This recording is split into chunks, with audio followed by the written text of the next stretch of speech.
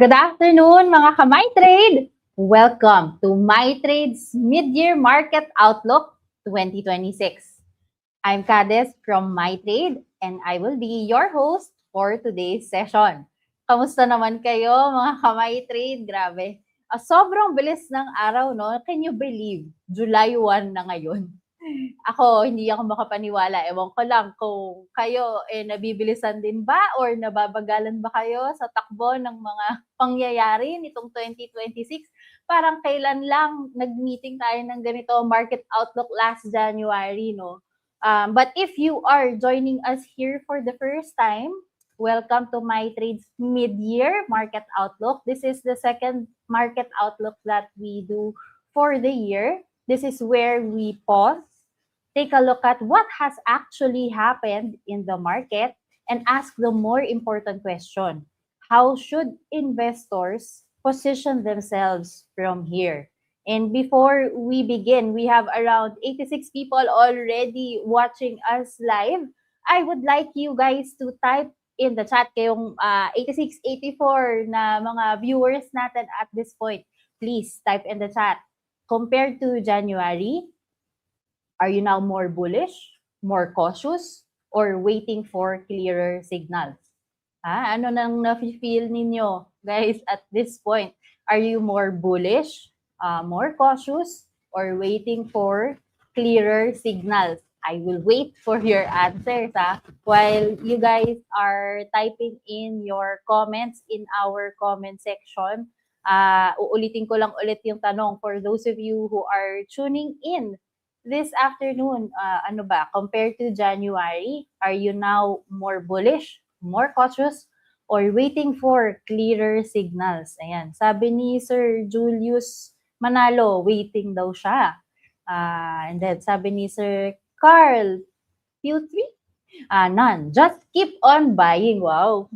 Sana all, just keep on buying, no? Si Sir Ian, sabi niya, I'm waiting for an update on the flood control scandal since it's rainy season again. You know, looking at the comment section, no, si Miss Annie, si Mark Robert, a lot of us are waiting, cautious, and, more on the sidelines. But sabi ni Comparitech TV, more optimistic daw siya. Wow, kita mo talaga yung differences in perspective when it comes to investing. And thank you so much for your comments, guys. No, meron pa dito nagsabi, buy the dip for quality companies. So, wow. Given that, no, I would also like to ask, ano naman yung mga stocks that are under your radar and yung mga stocks na talagang watch ninyo closely? That I'm curious about. Kasi baka mamaya, later on, you get an opportunity to ask about these specific stocks directly to our experts. So, guys, ano naman yung mga stocks that are under your radar that you have been watching closely since January? I would like to know. Please type in the comment section. May nagsabi dito, si Mary Loves, Gcash IPO daw siya. Si Ian din, Globe. Okay. Si Carl, Keeper, Maynilad, anybody else who would like to share? Si JNDC, Globe. Marami tayong dito, Globe fans. Gcash and Maya, these are the stocks in their radar. Oh, is curious, meron nagsabi, 7 and PX. Another one, Bloom, DMC. Wow, iba-iba din talaga yung yung mga stocks that you are watching for. Depende din talaga sa person to person. But, earlier this year, our market conversation sounded a little bit more hopeful. Parang sino ba to? Si Comparitech kanina. More optimistic daw siya. And that's the kind of tone that we took earlier this January because at the time, inflation was still manageable, rate cuts were on the table, and investors were looking for signs of recovery, no? And 6 months later, though, yung story now is more complicated. Don't you agree? Diba? Medyo marami nang nangyari since our last market outlook. The PSEI is still trading around the 6,000 area. Inflation has reaccelerated and stayed above target. and BSP has shifted from easing rates to rate hikes, and the peso has been under pressure. And Q1 GDP growth came in slower than expected. So today's discussion is a halftime reality check. And sino dito ang excited para sa halftime reality check na yan? Kasi syempre, ang question that's all in our minds for all of these specific stocks and all of us who are cautious, waiting, and just thinking about all sorts of questions like ano na ba ang nagbago since the start of our year outlook? Ano na ba yung mga risk na price in na ba sila lahat? What should investors watch in the second half, and where can disciplined selective investors still find opportunity? Aren't those the questions that we've been asking ourselves and we haven't been able to get the answers to, no? But the good thing about you being here in MyTrade's mid-year market outlook today, you will get the insights that you will need for you to be better equipped in your investing decisions. And for everyone watching, stay with us until the end, because you'll get the chance to ask your burning questions directly to our research experts live and have them answered by them. All right? Exciting, diba? And if you still haven't registered to become a part of the MyTrade PH community, hindi pa huli ang lahat. Just go to start.mytrade.com.ph to create your very own MyTrade PH account. And we have more treats and exclusive insights when you join the MyTrade PH fam. All right. So I think most of us are here already. And to kick things off, no, our first speaker is the Philippines' first chartered market technician with over 20 years of experience in the field of technical analysis. As a testament to his skills, he accurately predicted the 2008 market crash and the market bottom in March 2020. And we usually rely on his insights weekly through the Abacus Super Timer, the technical research report of Abacus Securities. But today, we are in for a treat as he joins us live to give us the technical outlook. Please welcome Sir Lawrence Gonzaga.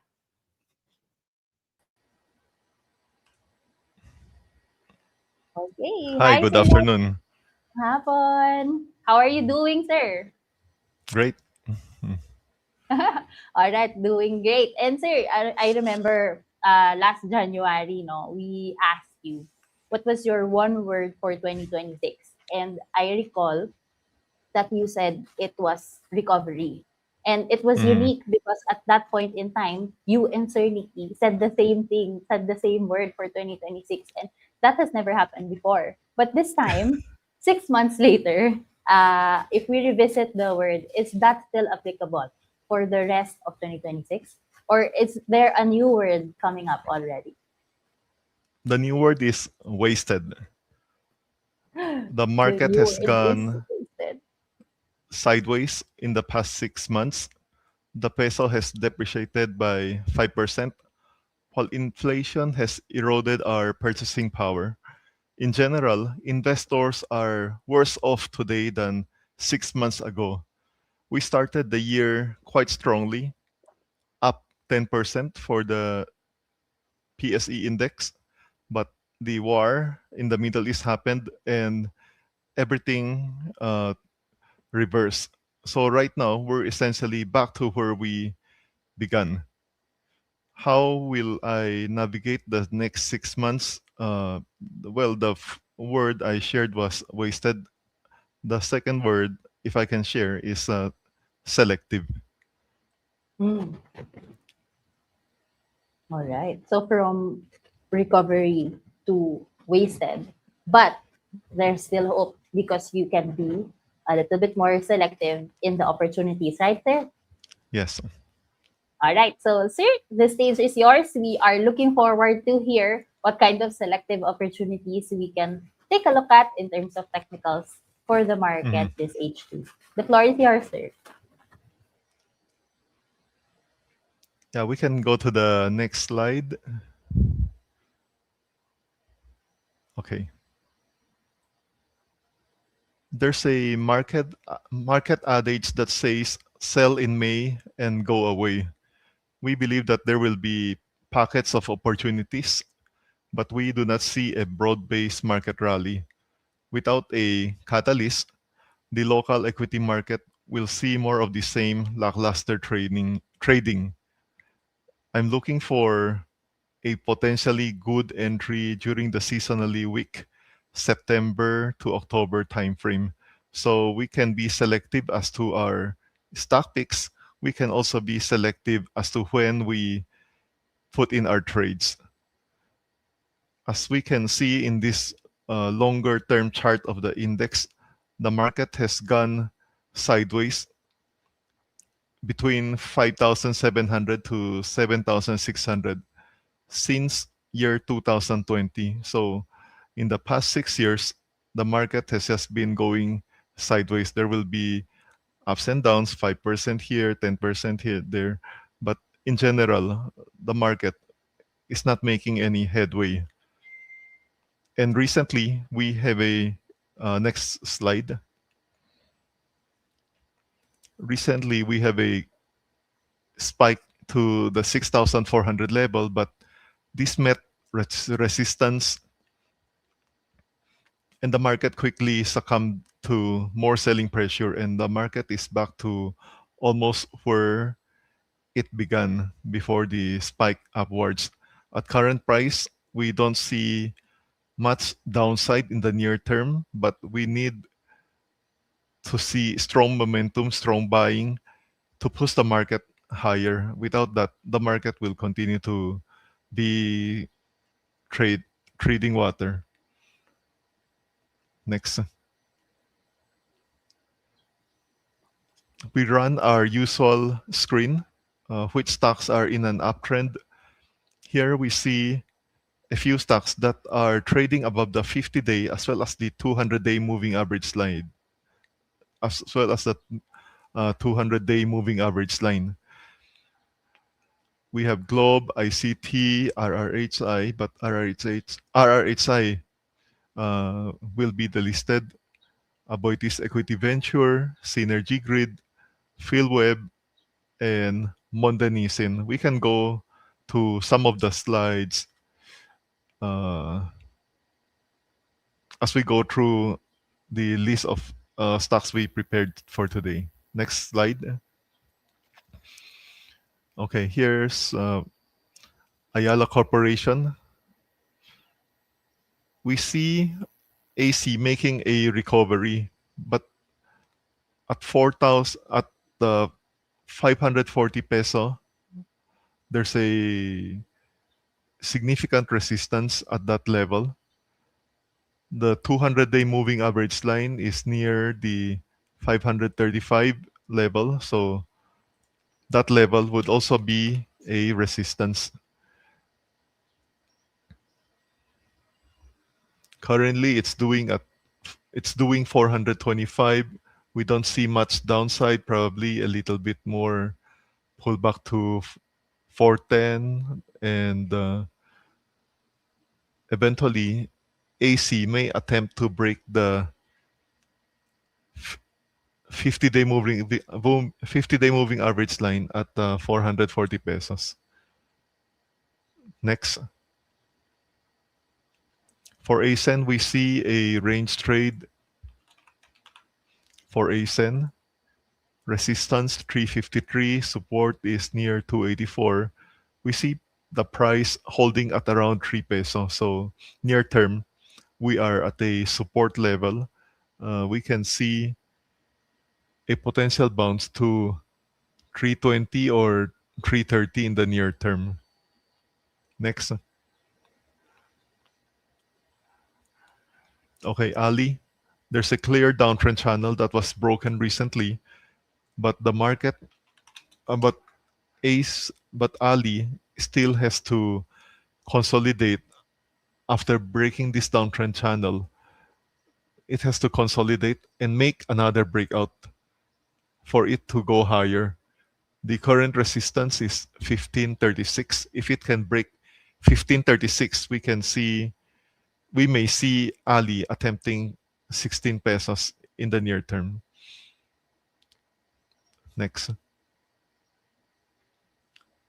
Okay, Globe is in the news right now. It's above the 50-day as well as above the 200-day moving average line. There's strong resistance near the 2000 level.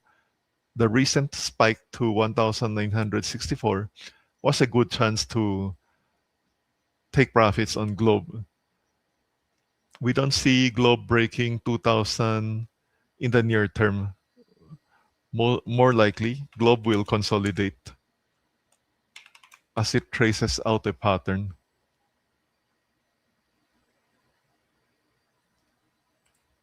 But support would be at around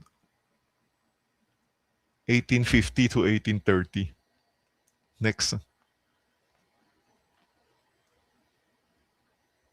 Okay, ICT has run into some serious resistance near the 1000 level. It has since pulled back.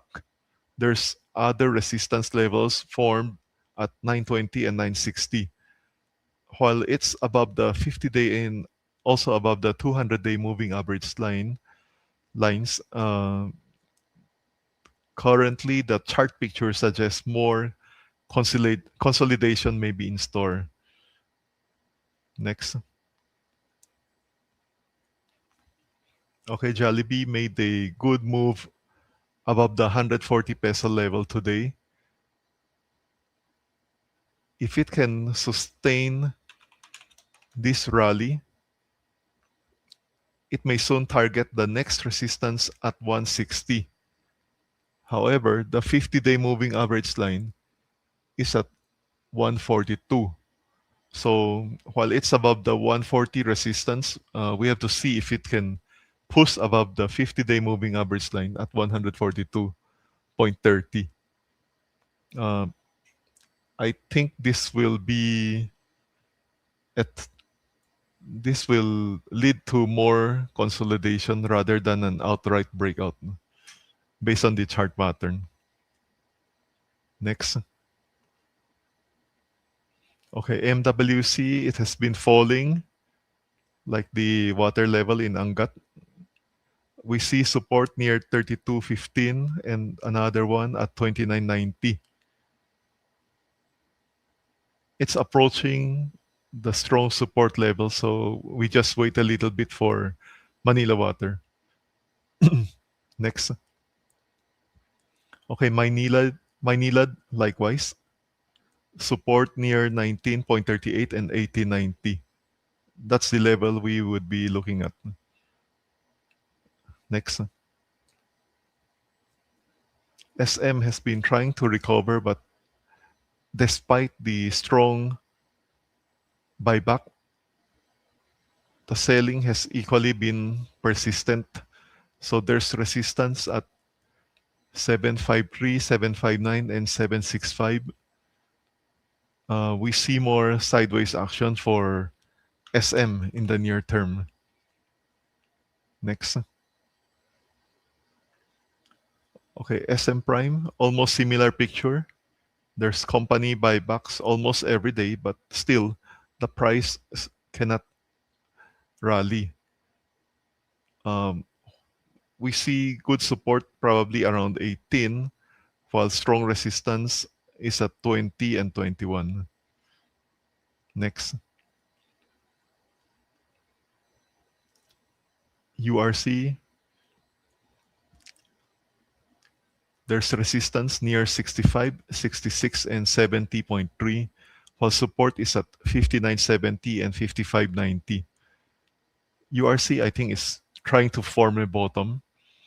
We see this spike down to 55.90, but the stock price quickly recovered, washing out all the sellers. So this is actually a constructive move.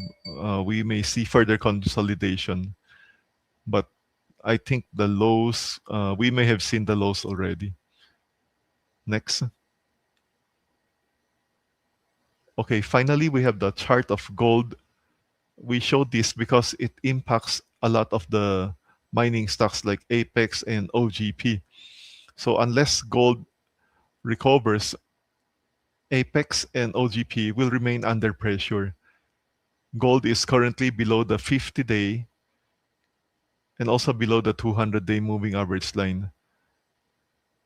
We saw a death cross on gold recently, and it may lead to further weakness for the gold prices. Next support 3886, 3707, and 3614.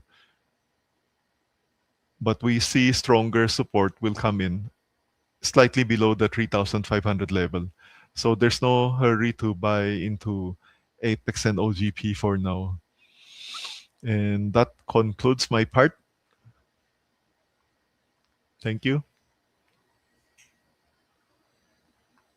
All right. Thank you for those insightful points, Sir Lawrence. I like when you said even if there is a wasted opportunity in the past 6 months, we can be selective in two things: selective in our stock picks and selective in when we put in our trades.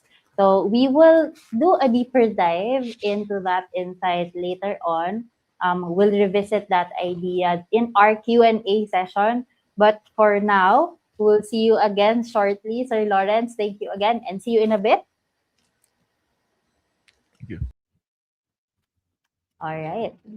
We are trying to get a full picture of what the market would look like now for the second half. And now that we have the technical picture, let's connect that to the economic and corporate stories.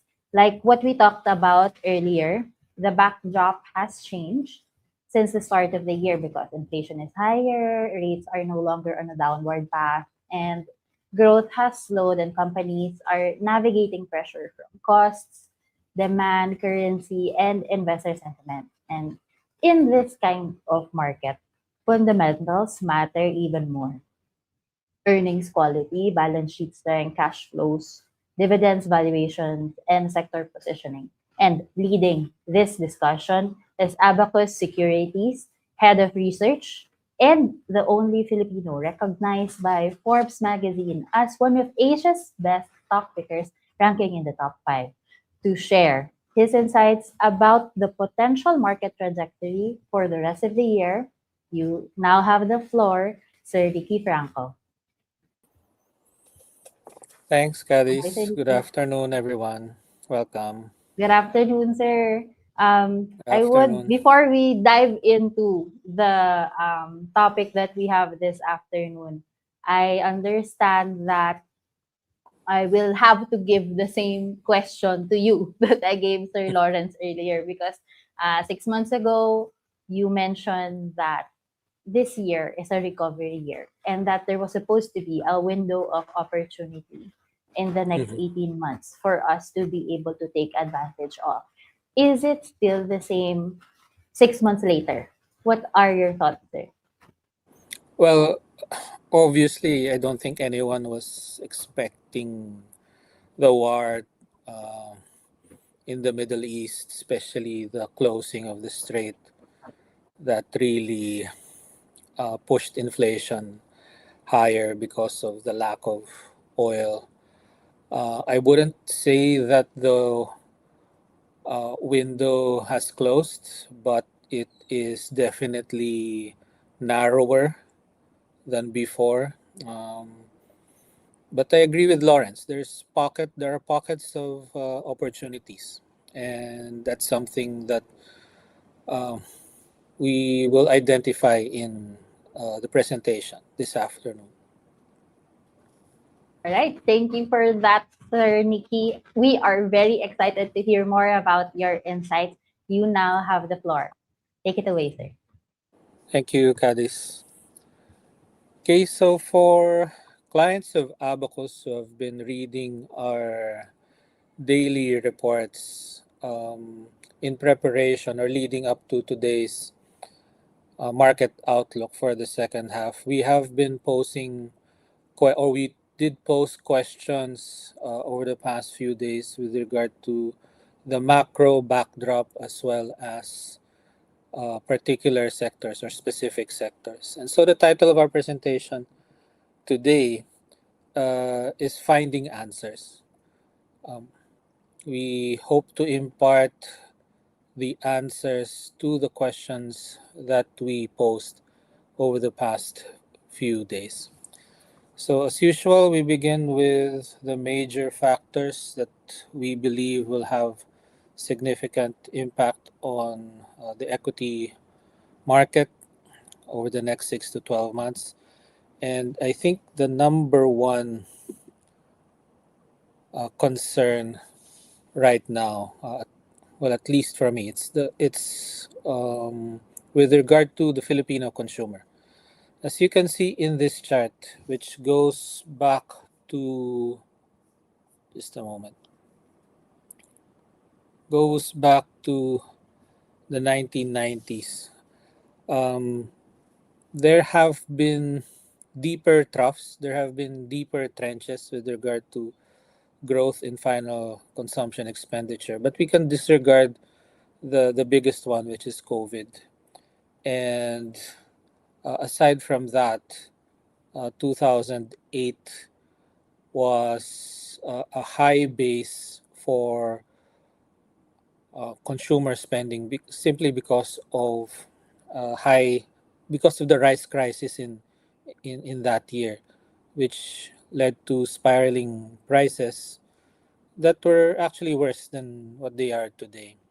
And so those two scenarios, those two instances where household spending declined or slowed much more than they have today, they were very brief. There was a quick recovery. But as you can see in this chart, the slowdown in consumer spending, the current slowdown in consumer spending, started around 2023. And for the past 3 years, it has been decelerating. And that's very important, obviously, because consumer spending accounts for two-thirds of the economy. At the same time, it's puzzling because household debt is low. We've said before, if you've been following us, minimum wages have actually grown faster than inflation over the past few years. The peso value of remittances, you can see in this chart, still quite strong, within trend for the period shown. There's also been low unemployment over the past few years. So why has consumer spending been so weak and has been in a downtrend, uh, in a long downtrend? While it is not technically in one, it certainly feels that there is a consumer recession. And the easy answers are inflation, but that's a very recent phenomenon. There's also the public works scandal, which started last year. But again, this slowdown started in 2023, and we've been trying to find answers. And I think that um, it's related to this chart. So this one shows the total employment, shows the total employment from 2023 to 2026 actually plateaued. We believe that this is the culprit for the consumer slowdown. There was pent up demand at at the beginning of the COVID reopening, and that's why employment suddenly shot up above the trend line. You can see the gold dotted line, and that led to significant increase in consumer spending in 2022, 2023. But since then, there has been, as I said, a plateauing of the number of employed individuals, and that has also led to a slowdown in consumer spending. The other factor, aside from the reopening of the economy, was there was a drought of college graduates from 20, starting in 2020 and then 20 up to 2022. And the first batch of K to 12 college graduates um, was in the period 2022 to 2023, and that also boosted uh, the employment figures for that period. And because of that high base, we see the plateau now, and again, that has led to the slowdown, the extended slowdown in consumer spending. Moving now to inflation, with oil now back near pre-war level, May inflation was lower than expected. The other or yesterday, the BSP coming out with projection, the midpoint of which is 6.5%. So that is again slower than the month before. So people might be relaxing on inflation, but we believe that there's a strong possibility of a second and higher inflation peak later this year, and that is because of rice. You can see the trough in this chart extends from August to about November of last year. That's when rice CPI was at its lowest. The problem is with El Nino and with average export prices in Vietnam up 15% from the March low. We foresee that also um, fertilizer prices still still much higher compared to pre-war levels, and it will take time for that to go down. So there's a significant risk that rice prices will continue to go up, and that could be the main driver for inflation by the time August through September comes around. Now, rice is a very political commodity. I think much more than oil. There have been or there are old studies pointing out that people feel much poorer when rice prices go up. And in fact, some analysts blame the 1964 to 1965 rice crisis for the defeat of Macapagal during his re-election campaign in 1965. So rice is still a very important commodity, and I don't think that investors should be taking their eye off inflation. Uh, Obviously, inflation affecting monetary policy.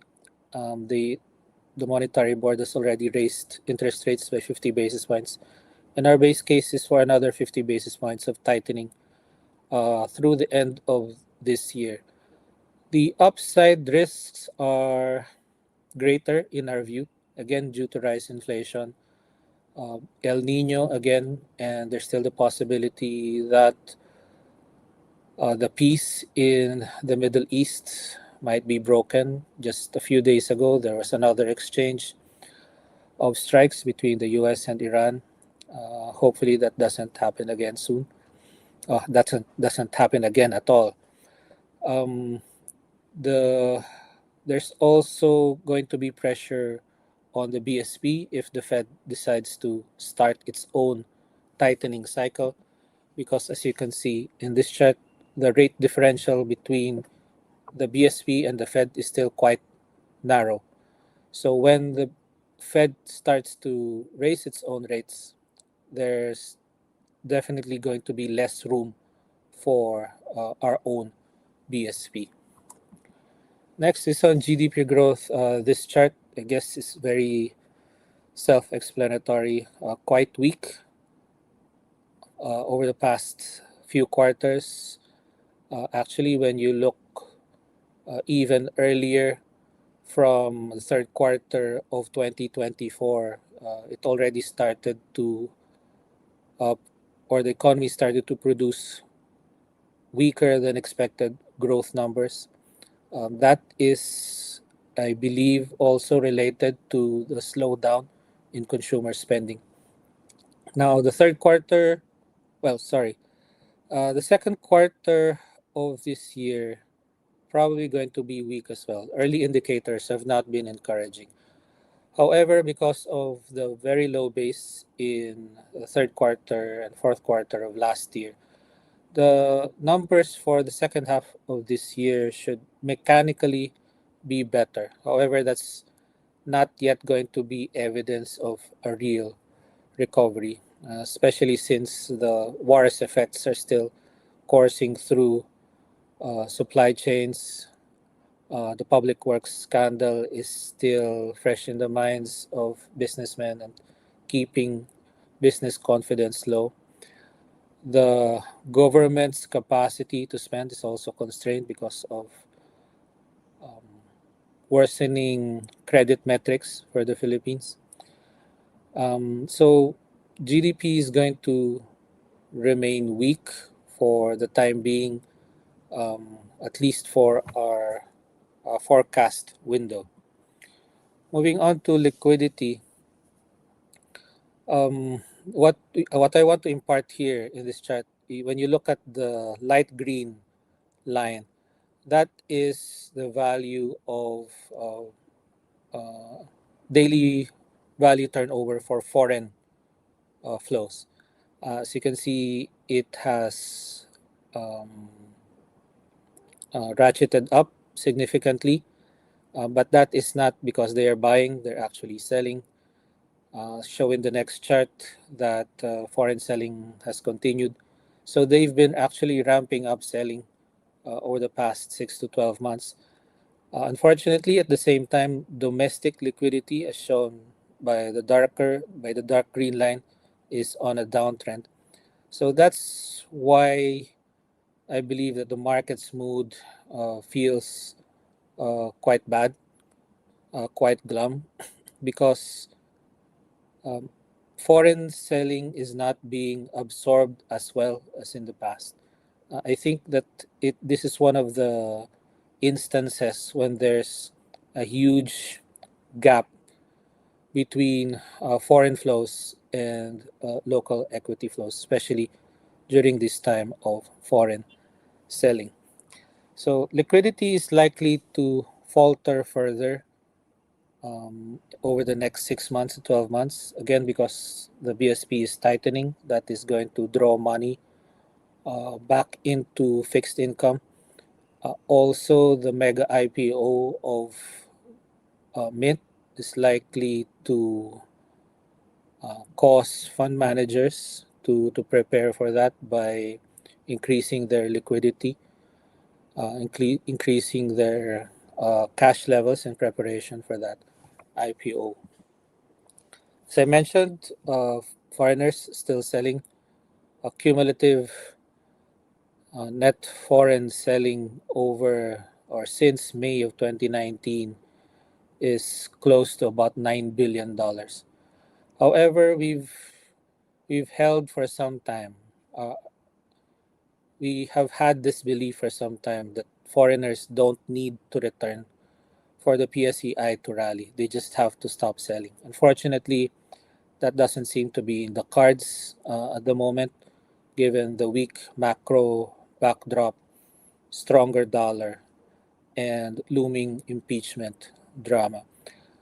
Selling could further accelerate if over the next 6 to 12 months, and I think there's a good possibility that this will happen, that Vietnam is promoted to emerging market status.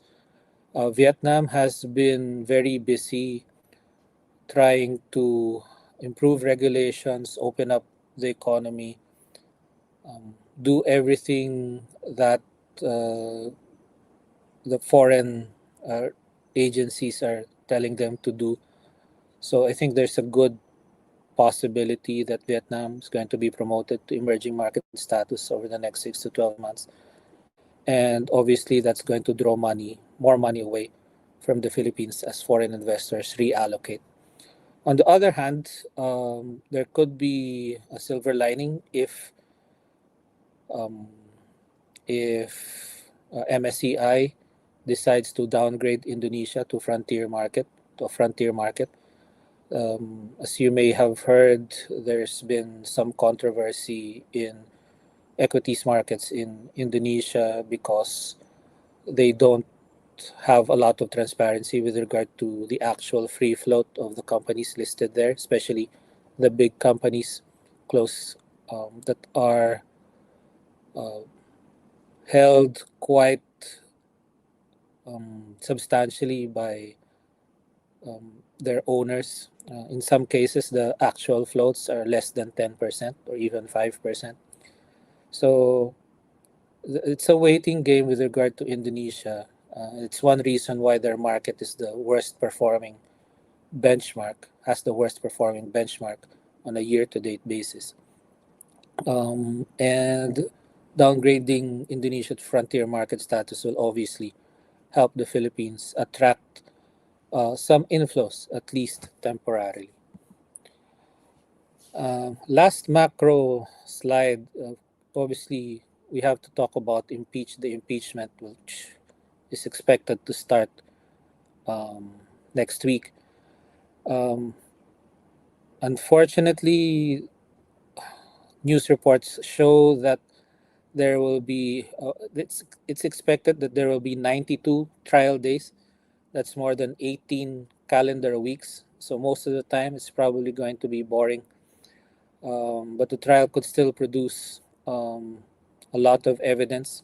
However, as a political process and with a high bar to clear, especially if the Supreme Court decides that the number of votes needed to convict is 16, it may still result in acquittal. So, my view is that there's a significant risk of a lame duck presidency after the trial is over, which would result in political gridlock and dysfunction. Oh, sorry, there's more macro notes.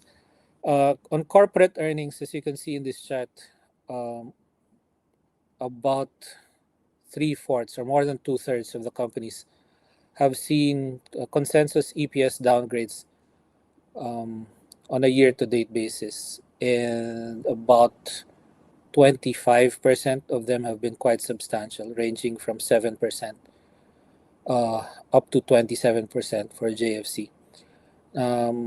Most of this, obviously, because of the war in Iran, but Q1 actually surprised to the upside on our part with EPS growth of about 10% compared to the 8% that we were looking for. But again, the second quarter is going to bear the brunt of the energy crisis, and we're not expecting good numbers for the second quarter. Now, on the other hand, as of Friday, two-thirds of the index was down 10% or more since the end of February. So much of the lowered expectations in terms of earnings has probably been priced in already. And the last thing that I would say is that there's the calculated earnings CAGR through 2026 and 2027 is a mere 6% or 6.5%. And this is something that doesn't support multiple expansion for the PSCI. On a more positive note, I think there's a good possibility that the end of the valuation recession might be at hand.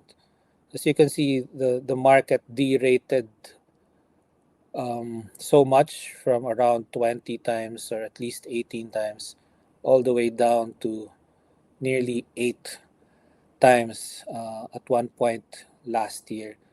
But despite the energy crisis, the market's forward PE didn't break down below that level from last year.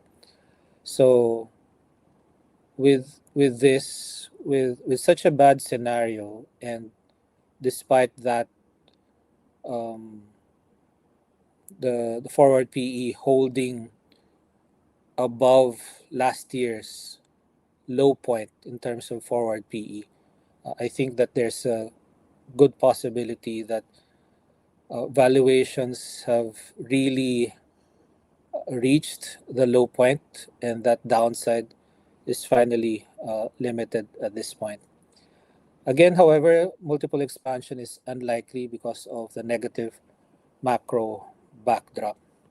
And despite the very low PE, which is the lowest in the region, and among the five lowest among the five low five lowest out of all emerging markets. The Philippines is still likely to be off foreign investors' radars. This chart just shows that despite the spike in interest rates, the earnings yield for the PSEI is still much higher compared to fixed income. This means that um, fundamentally, theoretically, equities are much more attractive to own over the long term than fixed income. But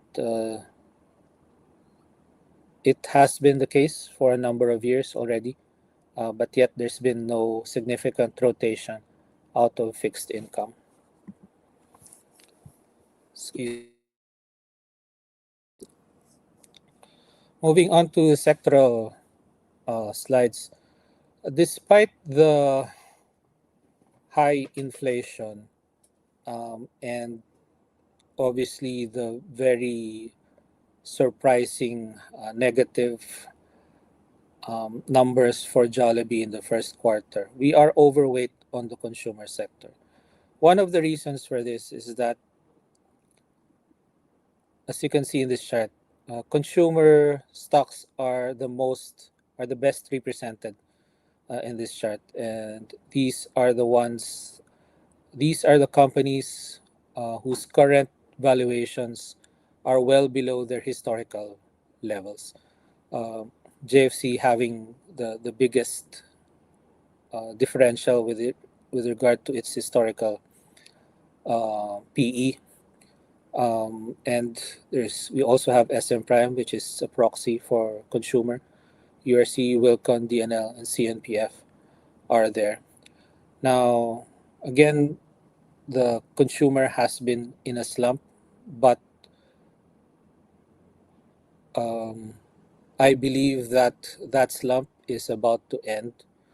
If I could go back just a moment to that previous chart now. Sorry, I'll just go back.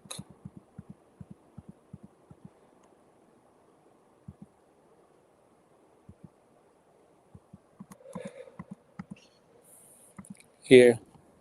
Um, I feel confident that the end of the consumer spending slowdown is near because the the number of employed has plateaued over the past few years, and it is now very close to the trend line. Once the year is over, I believe that the number of employed, total employment, is going to start to trend higher again and will conform to the trend line. This trend line is from 2010 to 2019. And moving forward from 2027 onwards, I believe that the total number of employed individuals will start to increase once again in line with the 2010 to 2019 trend line. Okay. So again, on consumer, it's weak, but we believe that second half will start to see the recovery period for consumer. There's been a broad decline in input costs. Specifically, as we all know, oil prices have come down. Wheat prices are down as well. And yesterday's announcement of significant wage hike for NCRs going to help consumer spending significantly. I believe that the other wage boards are going to follow suit with significant wage hikes as well. So for us, Jollibee's rough patch, which will probably extend to the second quarter, is an opportunity to accumulate. Monde is a company that we said at the start of the year is likely to see a recovery story of its own. It's one of the best performing index stocks actually, and we believe that its recovery is going to continue. This just shows the operating margins of JFC and URC. And as seen the year-on-year change was negative for both companies. But again, this is probably because, or at least partly because of the war. Second quarter will probably be worse, but we expect improvement from the third quarter onward. On property, we are neutral. We believe that sentiment for the sector has swung too negatively. Um, some investors, I think, conflate the property sector with just the market in Metro Manila, but their markets outside of the capital has been growing significantly, and in some cases quite large actually for some of the companies. However, real interest rates in terms of average borrowing costs are still quite high, and this will continue to dampen interest for residential properties. Office landlords, on the other hand, we've noticed a stagnation, at least a stagnation in office lease rates. And in the case of MegaWorld, the average lease rate has been on a downtrend, and it's quite significant. In the first quarter of this year, the average lease rate for the 24 properties prior to the last infusion saw a 10% decline in average lease rate. Now, REITs have actually performed better than I expected because of high inflation, higher interest rates. Prices have actually held better than expected, and that's because the growth in UITFs, the total value of investments in UITFs, has widely outpaced the supply of REITs. Not sure when the last REIT was, but it was quite a few years ago. And it's a good thing that Vitro is going to go public soon. There may be a flight to quality though when Vitro goes public, and I would expect that weaker performing REITs like VREIT, PhilREIT will see a flight to quality. So for now, we are sticking to our view that clients should prefer CREIT and RCR. On banks, we are neutral as well. Moody's rating outlook downgrade may weigh on the sector, but we believe that balance sheets are quite good for the banks. What I wanted to show here is the top three banks for each metric. So in terms of gross NPL ratio, for example, the best banks are China Bank, BDO, MBT. Same banks with regard to NPL coverage. And then in terms of CE to 1 ratio, the number one banks, top three banks are PNB, CBC, and Metro Bank. Now, the problem with CBC, there's a potential that it could be deleted from the index if the PSE decides to push through with the changes in the rules to index inclusion, which they floated last year.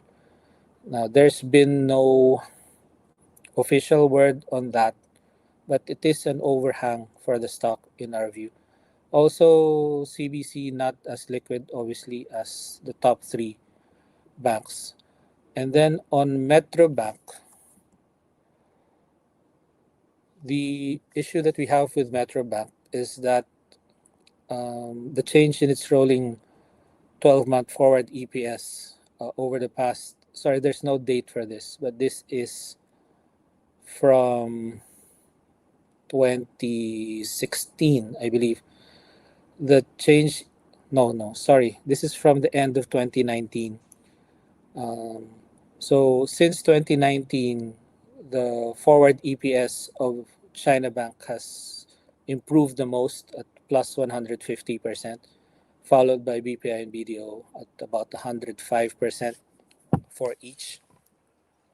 And so CBC seems to be the best choice. But as I said, there is a danger that it could get deleted.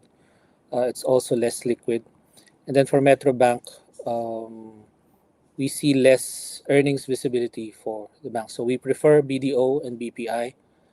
On good asset quality, uh, I don't have a chart for it, but also I noticed that BPI's and BDO's premium to Metro Bank has narrowed to the least since the early 2010s. Um, so I think that it's a good idea actually to switch from Metro Bank to either BPI or BDO. On energy, we are overweight. I believe it is a safe harbor for equity investors given the current macro backdrop. There's also been a sea change with regard to the ERC. This set of ERC commissioners has been quite proactive. They've been pushing through decisions at a much faster pace. It used to be that there was a huge backlog in terms of things that the ERC needed to do, but this one has been pursuing um, their processes with much more vigor. The ERC is also very supportive. There's not really a lot of regulatory pressure with regard to the energy sector. So, and there's the energy transition is also there. It's driving a lot of investments.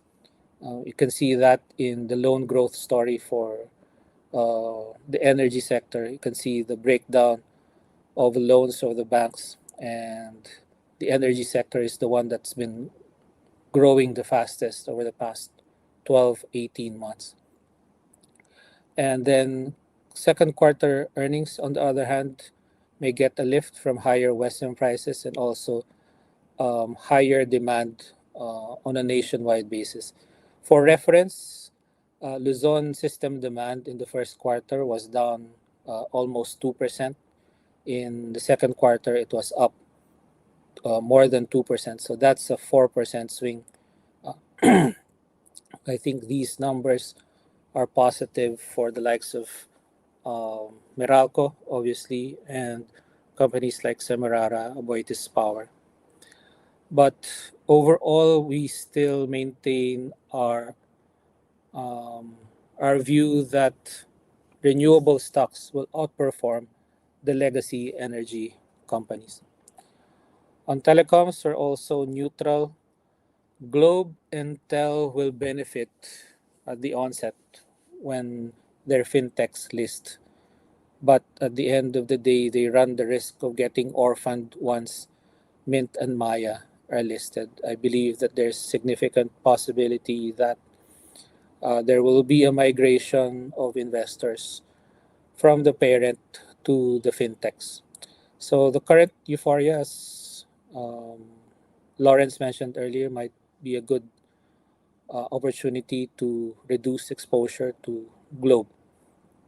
And personally, I don't believe that Mint will list anywhere close to 10 pesos per share.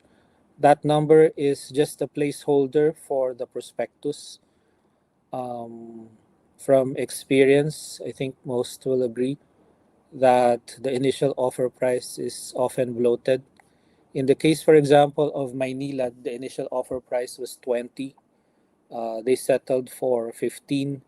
So in the case of Mint, given the much less robust macro backdrop that we have today compared to when Maynilad listed, then I think that it will be or should be closer to 7 pesos or even lower than that.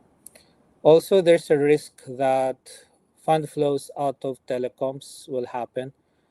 There's an even larger IPO upcoming in India for Reliance Jio, which is the number one telco in India. That looms on the horizon. Jio has filed its red herring prospectus already, and that IPO could also happen toward the end of the year. So that might compete for attention against Mint, could draw liquidity away from regional telcos. So right now you can see the chart there. The gold line represents the forward PE of Converge. Personally, I don't think that Converge should be trading at such a low PE of a 5.6 times. It has run into a soft patch like many others, but there's still a lot of, I believe, runway for growth for Converge, and I believe that it will return to growth over the next few quarters. So we are trading buy on Converge after it is deleted from the PSEI. Not yet, not today, not tomorrow, but our advice is to wait until it is deleted from the index. On mining, we have just downgraded it to neutral. Lawrence mentioned that gold just formed the death cross. There's still a lot, I think, significant impetus for it to come down.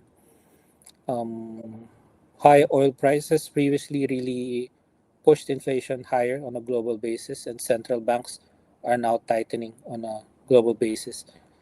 Also, the dollar debasement trade that fueled the spectacular rally in gold is likely over. Warsh coming out more hawkish than expected, and that is going to weigh on the price of gold. It's going to strengthen the dollar, and that's going to weigh on gold. Meanwhile, nickel may be vulnerable to regulatory action in Indonesia. There's a report that um, they could increase or nickel ore production quotas in Indonesia by up to 100 million tons. That's why nickel has gone down significantly over the past few weeks. It's now down 17% from its 52-week high. Gold is down 26%. So we're now partial to copper, which is represented by Atlas. I think that's the safest bet in the sector over the next 6 to 12 months. Gaming, we are underweight.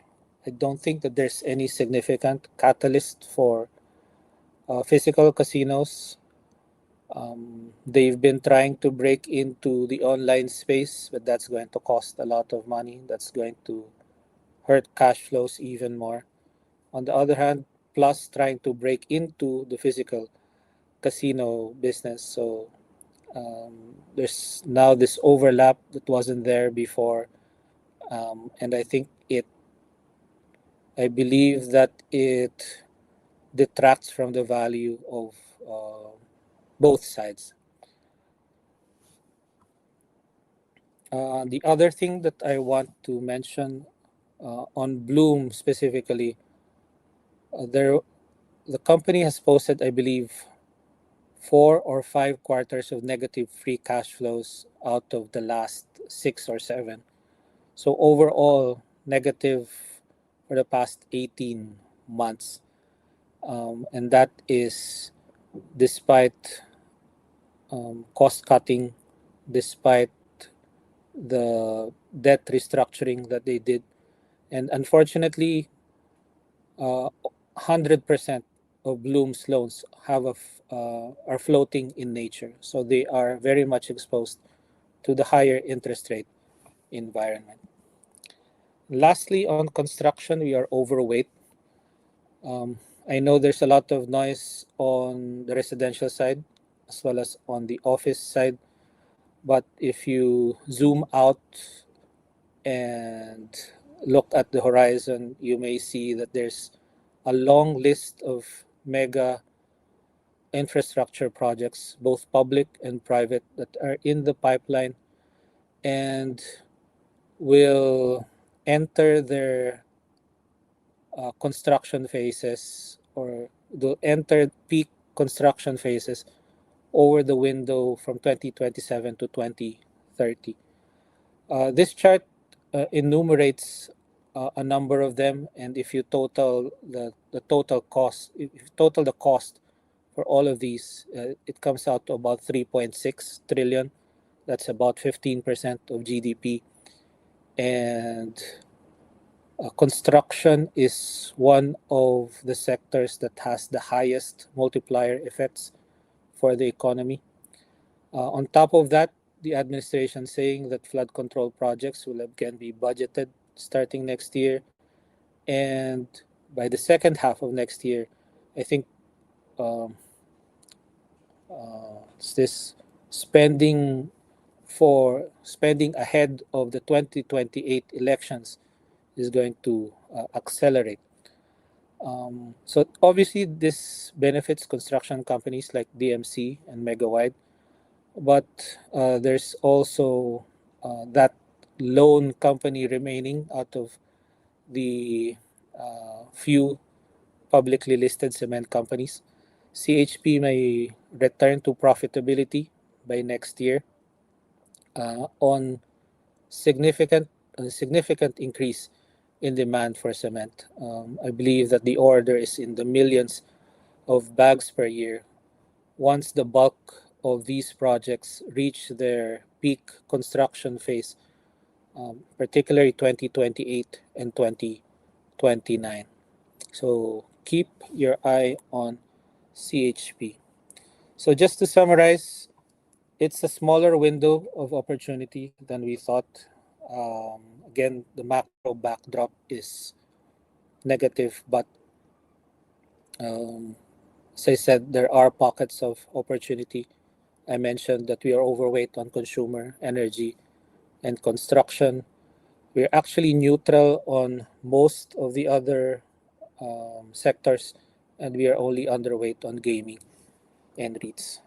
Now, moving to the topics, we are going back here. So we are tactically defensive, um, and so we geared our portfolio for the next 6 to 12 months toward those companies that exhibit resilience to higher interest rates and with the least negative correlation to BSP monetary policy.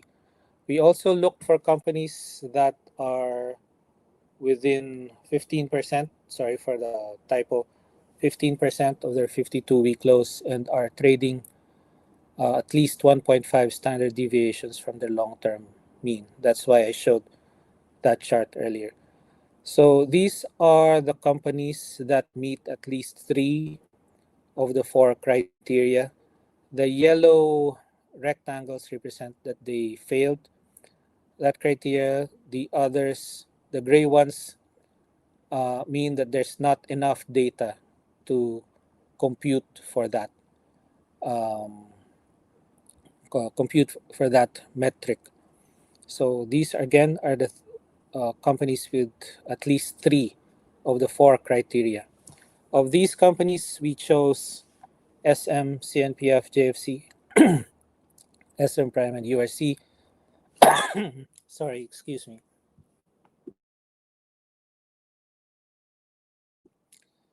Again, putting the emphasis on the consumer. Despite the high inflation environment, as I said, these are companies that are trading well below their historical mean PEs, and I think there's a lot of value in them already. Again, despite the high inflation environment. We see issues with the others. No? Apex, obviously, with gold prices down. On BDO, for example, we're worried about provisioning levels moving forward, especially with high interest rates and a weak GDP. Wilcon and DNL, sort of the same. They can't seem to get traction with regard to earnings. And then on AEV, when we last calculated the net asset value of AEV, on our numbers, it shows that there's little upside at the moment for AEV. So we're choosing just 5 of the 10 companies that met 3 out of these 4 criteria, but we would also add specific um, theme-led uh, stock picks, no, Meralco, because it's expected that the rate hike decision will happen uh, possibly as soon as this month, or maybe towards August or September. On ASEN and SPNEC, as I mentioned earlier, we're bullish on renewable energy. And then on Converge, I already mentioned earlier that it really shouldn't be trading at 5.6 times PE. And then Maynilad, it's very likely to be added to the index by next month. So those are our topics for the next 6 to 12 months. Honorable mentions include CREC, still on the renewable story, and then CHP, as I mentioned earlier. I think there's potential for a construction renaissance over the next few years. Moving, last slide, our top trades. Again, going to Maynilad, uh, obviously the choice because of its looming uh, inclusion in the index. So we would switch to Maynilad from both Manila Water. I think there's increased risk for Manila Water and the lower yield, and then Converge because of its deletion from PSEI. We would then switch back from Maynilad to Converge post-index rebalancing. We would switch from SGP to Meralco. The two companies are trading basically at par with each other in terms of PE ratios. And I think that Meralco deserves to trade at a significant premium to SGP because um, the bulk of Meralco's earnings are no longer on the side that's significantly or heavily regulated. Power generation is not um, regulated that much, whereas SGP really depends, its earnings 100% depend on regulatory actions. And again, since we are bullish on renewables, we would switch from legacy energy companies, especially FGen, to renewables. And then we would switch to Globe, from Globe to PLDT. So you can see in this chart, the premium of Globe has expanded significantly. The premium of Globe right now is at 44% to PLDT. The historical average over the past 10 years is just 20%. So I think that premium is too high, and that is something that leads us to recommend switching from PLDT to Globe. Part of the reason why it's so huge is, again, because of Mint. Investors have been valuing Mint, um, putting, I would think that at least 30% of the share price is because of Mint, whereas the market is not attaching much value to Maya right now. I don't think Maya at all is in the share price of PLDT, and that's another reason why I think the upside for PLDT is significantly better compared to Globe. So that's it for my presentation. Uh, Quite long, but I hope that everyone took something from it.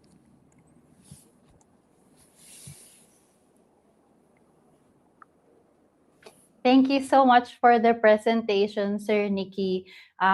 Finding answers definitely is the correct theme for the whole presentation, sir. That was a lot to take in, and I hope everyone who are tuned in here was able to jot down some key takeaways already. But if not, don't worry, you'll have a chance to replay the session later. And I'm sure these insights will be especially helpful as we look ahead to the second half of the year.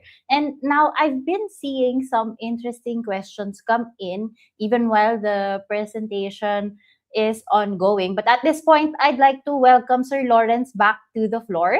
as we move into our Q&A segment. All right. Let me see if we have Sir Lawrence here. All right. Hi, Sir Lawrence. Hi. Okay, and for those of you who have just joined us, you are very much welcome to send in your questions through the chat box, and we'll get to as many as we can in the next 15 to 20 minutes. All right. Before we open the floor, for questions from our audience, I just like to highlight one question here about delistment, sir. There's a question here, Sir Nicky, about ICT being likely to delist.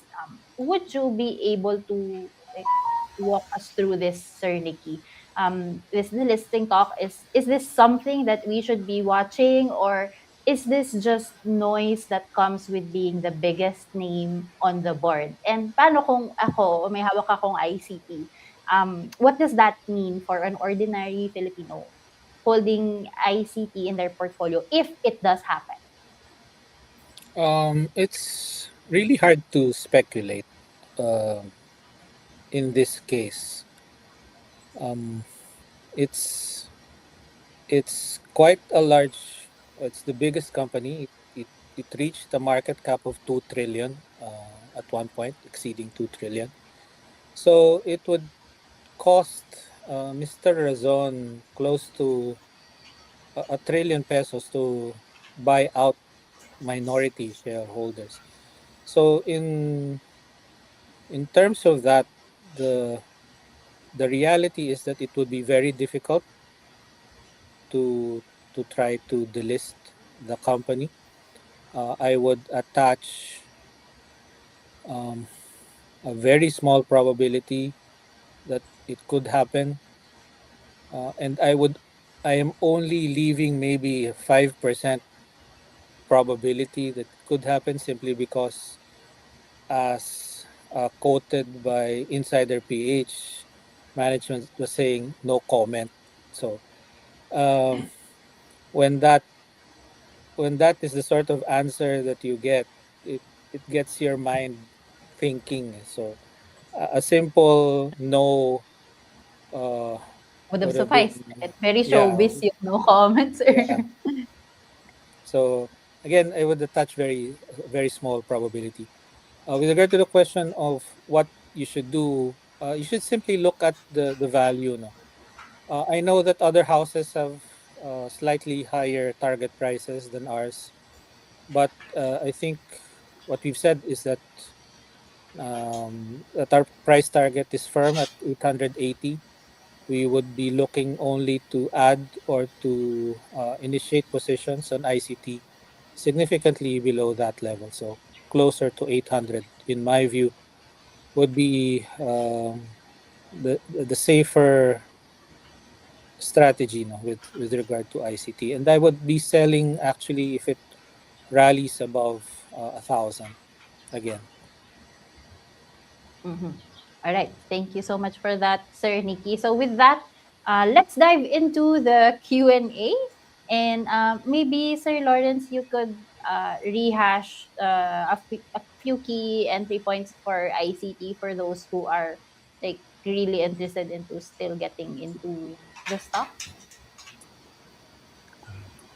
Okay, let me pull up the chart.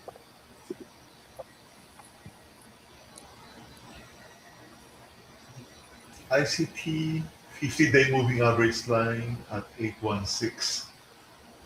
Another support at 851. So those are the two support levels I'll be looking at. Current chart pattern doesn't say much except that it has come down from its high. So it's currently consolidating. Uh, a clearer picture would probably form over the next few days. Mhm. All right, thank you for that, Sir Lawrence. And now let's move on to the question of Miss Elizabeth Kua. What is the effect of the minimum wage hike on the economy and inflation? Lot of I don't know. There's a lot of moving parts to that. Obviously, the one key insight probably is that I don't think that the BSP was factoring in a wage hike of 12%, especially for Metro Manila. In the past, wage hikes in Metro Manila averaged maybe 5%, 6%. So 12% is way out of the norm, really. And I think this increases the likelihood that the BSP will uh, tighten policy by more than our base case. As I said earlier, our base case is for another 50 basis points of rate hikes. The BSP might move by because of this. No, they might move more than that. But again, there are a lot of moving parts. Oil has come down significantly. Other commodities have come down as well. So this is something to watch out for. But I don't think that there's any need to be too negative about it. Specifically, since one of the benefits, of course, is that consumer spending will improve. And in the case of Jollibee, management has always consistently held that wage hikes are a net positive for the company. Even though they have a lot of daily wage earners, they said that their experience is that minimum wage hikes actually help their bottom line. So uh, it's not 100% negative for the economy. Uh, yeah, not Okay, really 100% negative. all right, so at least not really 100% negative on the wage hike. But Sir Nicky, I do have a question slightly related to the consumer sector because we spent the first few minutes of the presentation showing a picture of the consumer behavior that the consumer spending has been going down significantly for the past few years. But in our topics, we said that um, despite that, the consumer sector is still one of our top three overweight picks for H2. Mhm. And I would just like to ask for you to walk us through why is it that consumer stocks are still a buy, even if it seems like the daily consumer is still struggling. Um, in Just to reiterate what I said earlier, I think that the end of the consumer slowdown is very near. I think as soon as the third quarter of this year, we're going to start to see improvement in earnings for these companies. And so when the second quarter numbers come out and they're bad, I think that's going to be an opportunity to buy these companies for the rebound in earnings in the second half and going into next year. The other thing that I mentioned earlier is that um, these are these companies are the ones that have been sold down so much that their valuations are well below historical averages already. So in the case of Jollibee, for example, it is trading at 2.6 standard deviations away from its 10-year mean forward PE, and that's quite rare. And when valuations rebound, uh, and I believe that it will rebound, the opportunity for capital appreciation is quite significant, especially since the other story, of course, for Jollibee is that it's going to list its international business by next year. I think Mm-hmm. that believe that that will happen via property dividend that could happen as soon as the end of this year, maybe early next year. And Mm-hmm. that's, I think, going to be a significant driver for the stock. So aside from the recovery, there are other storylines for these companies. You know, for Jollibee, it's the listing of its international business. They're also listing their coffee business in Vietnam. Mm. For URC, sugar prices are recovering, so that will help their margins moving forward. Monde is it's not in our top list, but Monde is a continuing recovery story. So it's a sector that's down, but I think that it's an opportunity while they are down. All right. So at least bottom line, sir, it's an opportunity while they are still a little bit down. So, okay. Thank you, sir, for that. I would move on to the question of Mr. Ian Pancubit. Sir Nikki, Sir Lawrence, in your opinion, is Gcash the most awaited SpaceX moment of PSE given the current valuation?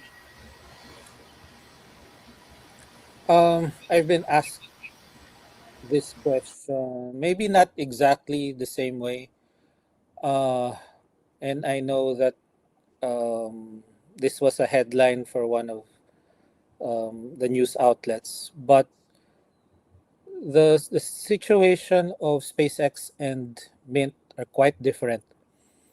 Um, the in the case of SpaceX, um, Elon Musk really has this cult of personality, and he has a very loyal base of followers that would buy into anything that he sells.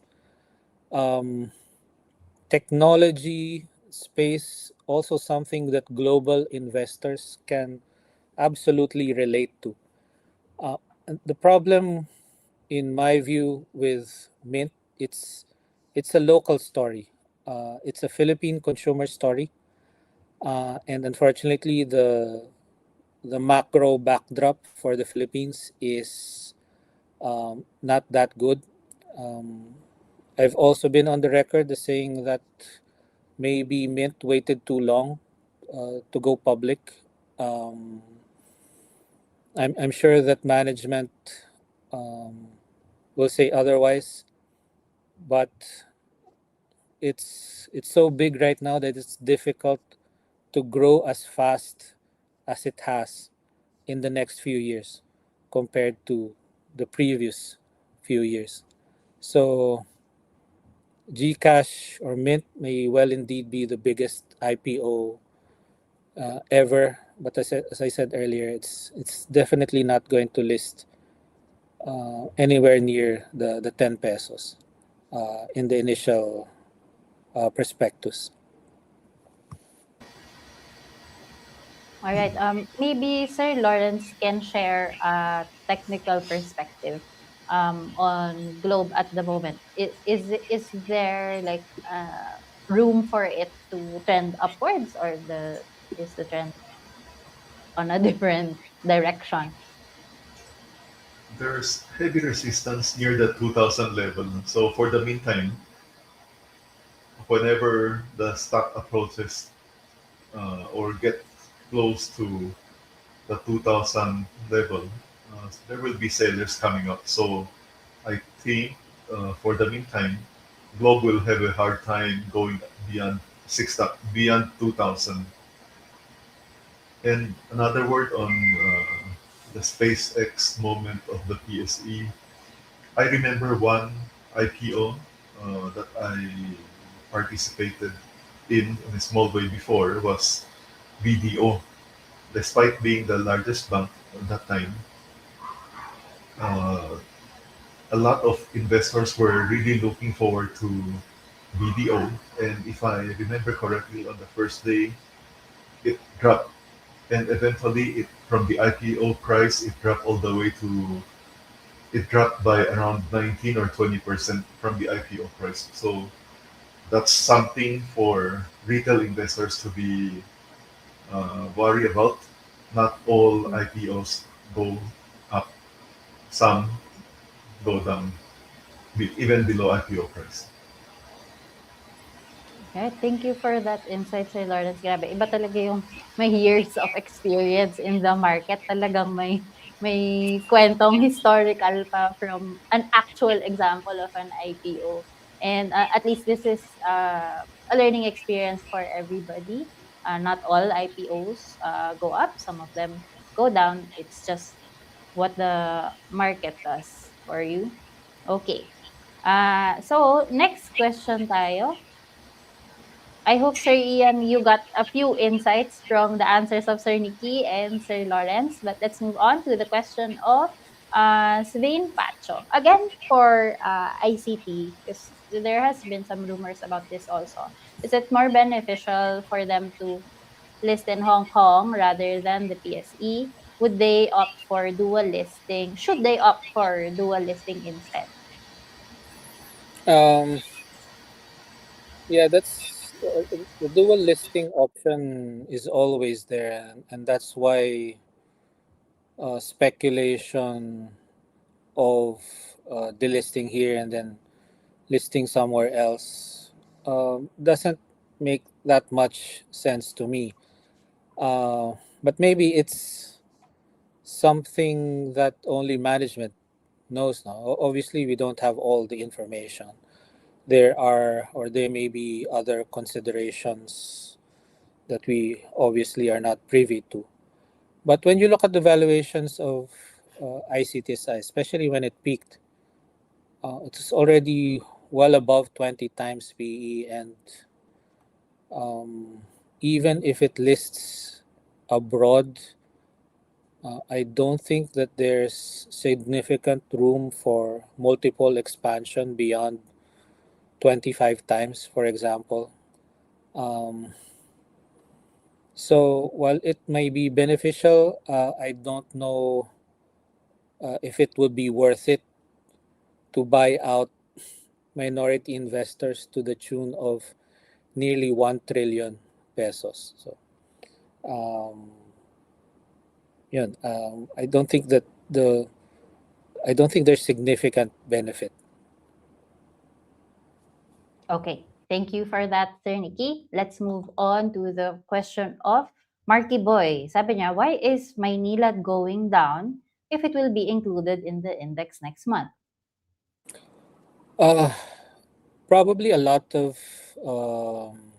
profit taking. It did um, come from 15, went up all the way up to 24, and it's been listed for less than a year. So I think that's a very good return already for investors, IPO investors. Maybe there's just a lot of um, yeah, profit taking at the higher levels. Um, Market has also been quite weak. Foreigners are selling. I'm not sure about the foreign flows on Maynila. I can't recall off the top of my head what the numbers are, but I would suspect foreign selling would be part of that as well. So I think that's about it. I don't see any significant issues with Maynilad.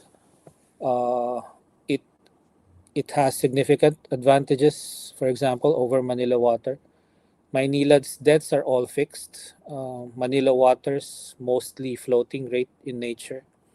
So I would switch from Manila Water to Maynilad actually, especially with the upcoming PSEI rebalancing. Okay, thank you for that, Sir Nicky. How about Sir Lawrence? Maybe you could pitch in some technical insights on Maynilad and maybe your personal insights too about the stock. Well, it's been going down and approaching some support levels. There's one support at around 1936, another one at 1890.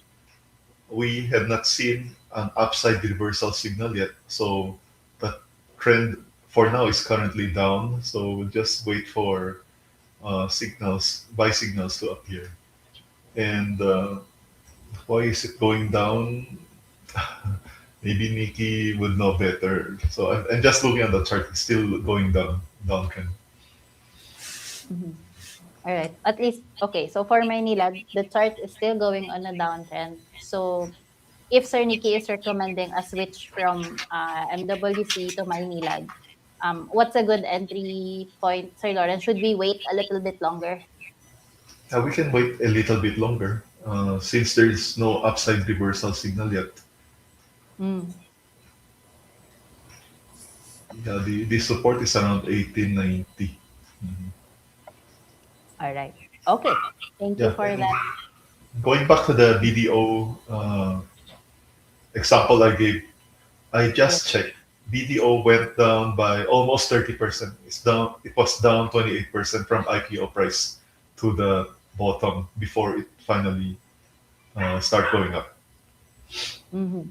Okay. So for those of us who are expecting it, that's a little story to temper our expectations as well. But you can never really predict the market. That's what it would tell you. All right. Thank you so much for that, Sir Lawrence. And let's move on to the question of Rich Mark USI. He's asking, what do you think if AI tech can affect? How do you think AI tech can affect our economy? Obviously, there's fears that AI will be negative for the BPO sector.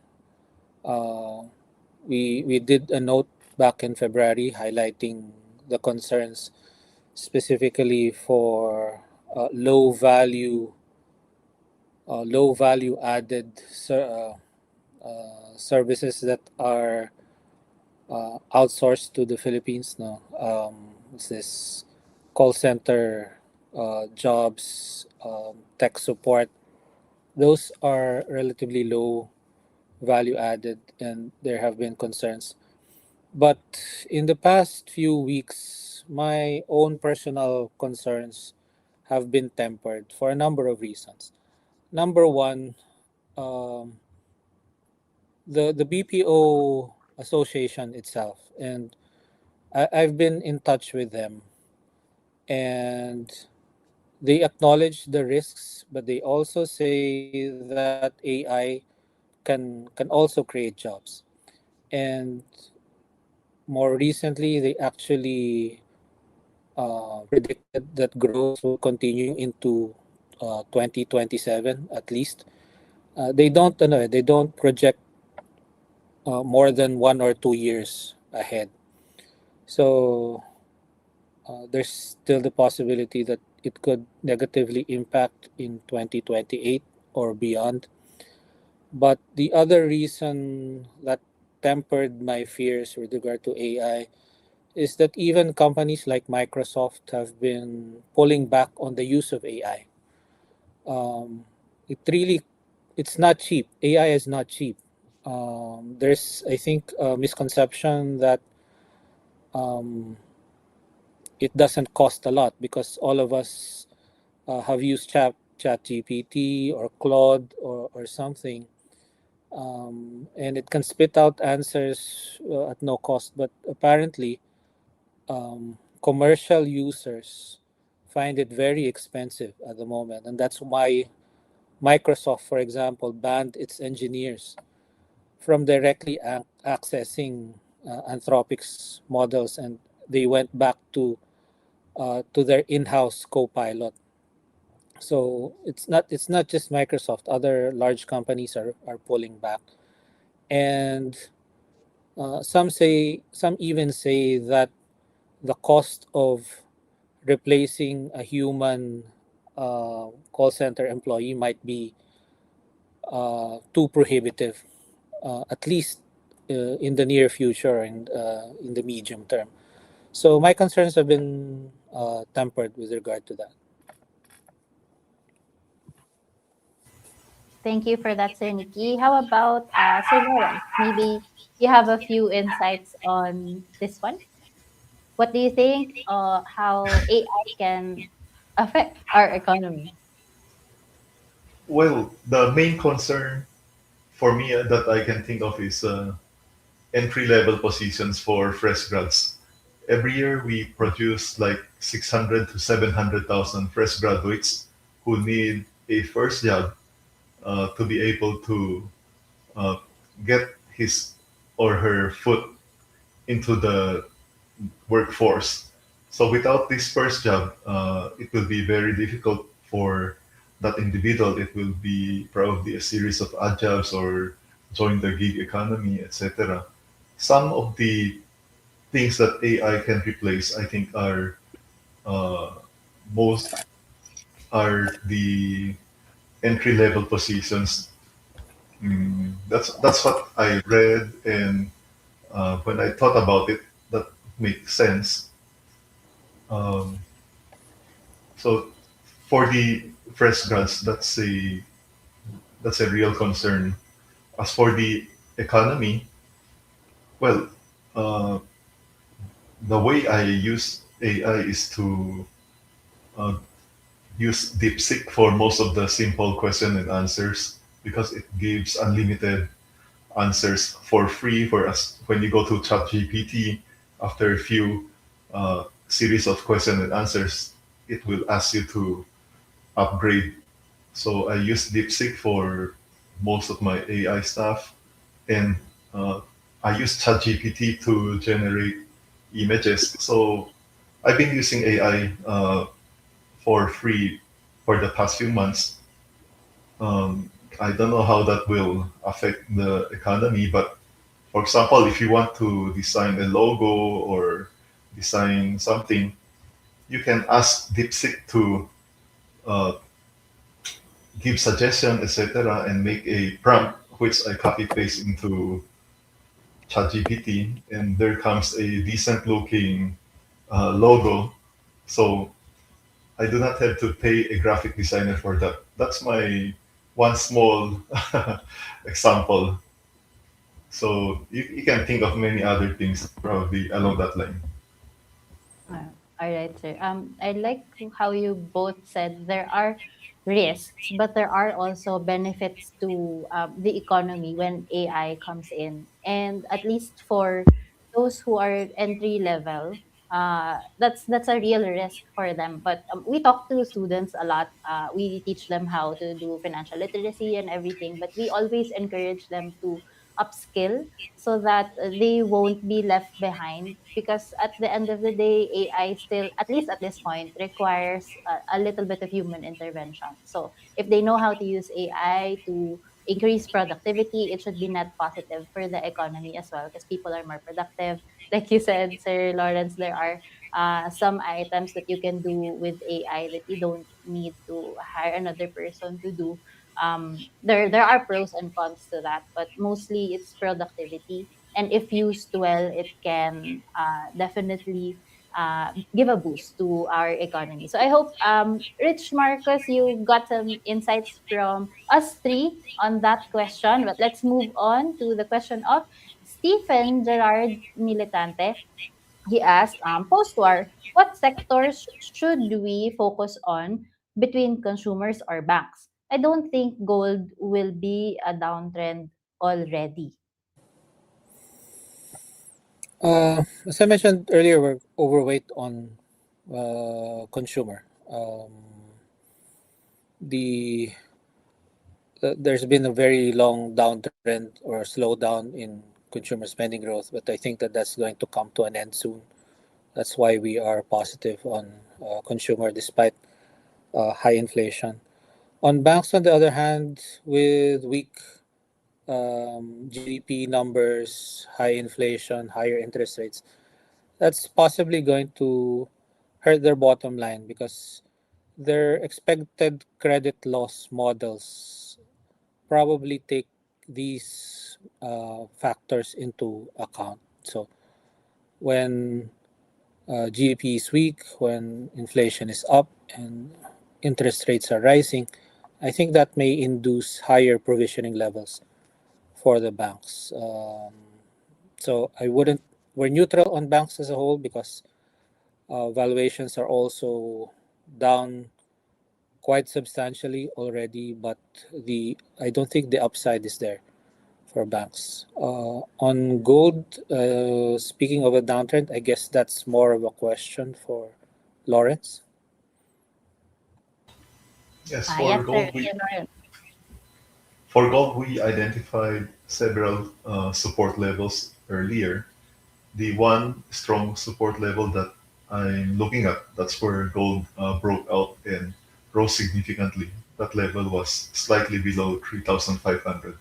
There's some support near these 3,886, 3,700 plus, and another one at 3,600 plus. So there's no upside reversal yet. We'll just wait for some buy signals to appear. For now, we'll just be avoiding OGP, the likes of OGP Apex for now.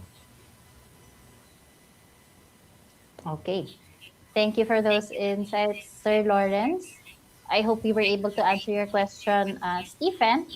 Let's move forward to the question of Mokong Boy. What is your view on Pac Silica in terms of rollout, and which listed companies stand to benefit from the initiative? Uh, Pack Silica is something that it's going to take a long time to roll out. And if the political winds change come May 2028, I think that it will stall.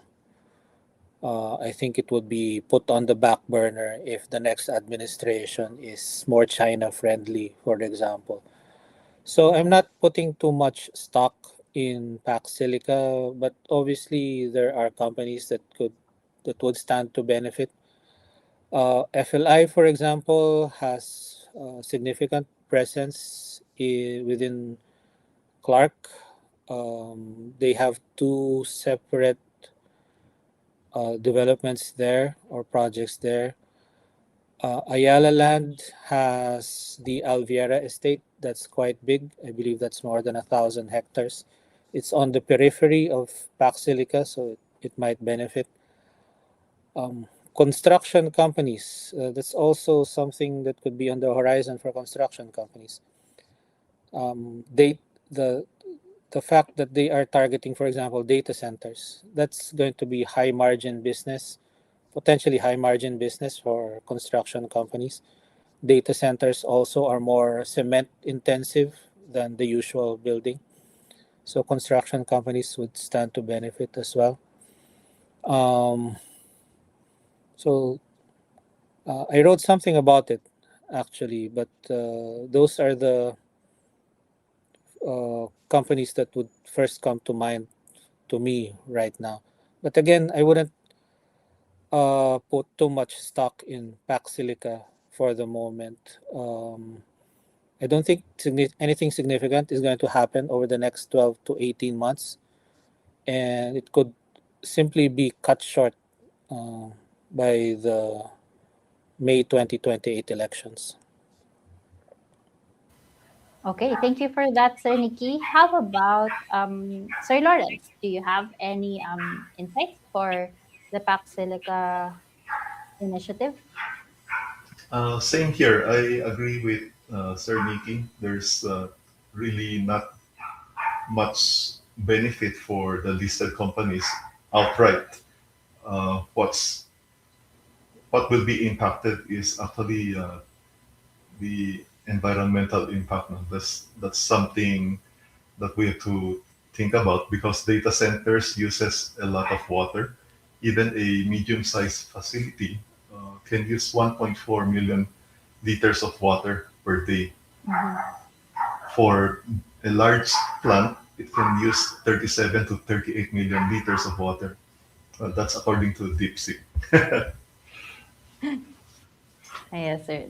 That has been a growing concern. I have read about it also. But at least Mokong Boy, now you have two different perspectives on Pac Silica. I hope we were able to answer your question. And now we are actually down to the last two questions. From Project Passive PH, they asked, what is the market misunderstanding about SGP that most retail investors are missing? Uh, I'm not sure where the question is coming from. I'm not sure what Project Passive is referring to with regard to what the market might be misunderstanding about SGP. Um, I think that with but just to give my own views, no, I think as I mentioned earlier, I don't think that SGP should be trading at par with Meralco in terms of forward PE. Meralco trading at about 11 times, SGB trading at about 10 times on next year's numbers. Um, and that is despite the fact that SGP is 100% regulated entity, whereas Meralco is a little under half in terms of earnings because more than half of the earnings of Meralco now comes from the generation side. And that is, if not 100% deregulated, it's mostly deregulated. And that means the risk premium for SGP should be much higher, and so it shouldn't trade uh, at basically the same level as Meralco. Also, the rate, the tariff for SGP or NGCP is now set through 2028. Um, there's not going to be a lot of earnings growth from the second half of this year through the first half of 2028, whereas there's a good possibility that Meralco might get its first rate hike in like 11 years by this month or maybe at the latest by September. So, and that could lead to a significant re-rating, upward re-rating for Meralco. And that's why I'm advocating for a switch from SGP to Meralco. Mhm. Sir Nicky, Svein is weighing in on this. He said maybe Project Passive is referring to the ERC decision, the one Ah, which okay. allows other companies to build their own transmission line. Okay, yeah. I didn't think of that. Thank you for that observation. So the headline kasi of some of the newspapers was that the ERC broke the monopoly of NGCP. But that's not the case. The what the ERC is trying to do is to uh, was this increase the pace of capacity expansion because NGCP by itself simply cannot handle so many projects at once. And by allowing generation companies to build their own point to point transmission facilities, it will help increase energy capacity much faster and more significantly over a shorter period of time. And this is something that the economy really needs. Um, Power, like water, I guess, is life, for the economy. And at the end, when once those transmission facilities are built and operational, they will be turned over to NGCP. Uh, so that doesn't break the monopoly. At the end of the day, when those transmission facilities are turned over to NGCP, NGCP is the one that will still um, assist record the it will still earn from every electron that passes through the nationwide grid. So this doesn't break the monopoly. It's actually going to help them in the long run, in my view, because um, it will significantly improve energy generation, which the country badly needs, and it will increase the pace of energy demand for the economy, and that will help NGCP. All right. Thank you for that, Sir Nicky. Sir Lawrence, maybe you would have some insights on SGP's technicals? Currently, the chart seems to be topping out with strong resistance at 32, at 32.50. That's for the stock gap down 32.50. Another one at 34.45. So I think the rally is over, at least for now. This could well turn out to be a significant top for SGP. Depends on how it plays out over the next few days or weeks. Okay, thank you for that, Sir Lawrence. We are actually down to our last question from our audience members here. Project Passive asked, what investing mistake do you see retail investors repeatedly making during this market cycle? And then maybe for this question, we have Sir Lawrence go first. Averaging losers. Mm. So meaning someone bought a stock at 24, looks cheaper at 20, then looks even more cheap, even looks even more attractive at 16. So this series of lower and lower prices will entice you to put in more and more money until suddenly the story changes. I'm talking about the likes of Ayala Land. So yeah, that's something to consider. For example, if someone bought at 24 and the chart broke down below 20, for example, it broke below 22 pesos support, then the better thing would be to take the loss, at least a around 10% loss, and try to buy back when the signals are there. All right, thank you for that, Sir Lawrence. Medyo masakit, pero that's a good reality check for those of us who are in the market and medyo masyadong optimistic.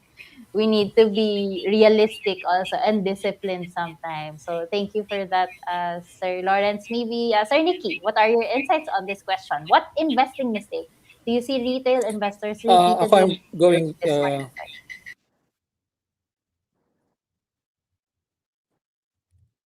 ako I'm going the other way, and this is something that um, it's not just in this market cycle. It happens all the time, but probably something that is that investors might be more prone to in this cycle when the market is so weak. When when it so happens that stock is going up, then um, might be that they chase it too far, or um, they get FOMO'd. So FOMO is something that happens in any cycle, in any market. So don't get FOMO'd. No? There's always going to be another opportunity down the road. Mhm. All right. Thank you for that, Sir Nicky. On my part, ako siguro, sir, I buy really well, but I don't know how to let go. That's on my part. I don't know when I should like. Okay, this is it. You can. This is the ceiling of my gains already. And then sometimes naaabutan ako ng change of story. So at least you need to be able to read the signals also and learn how to let go. That one's for me as well, and for the other retail investors who have the same problem also.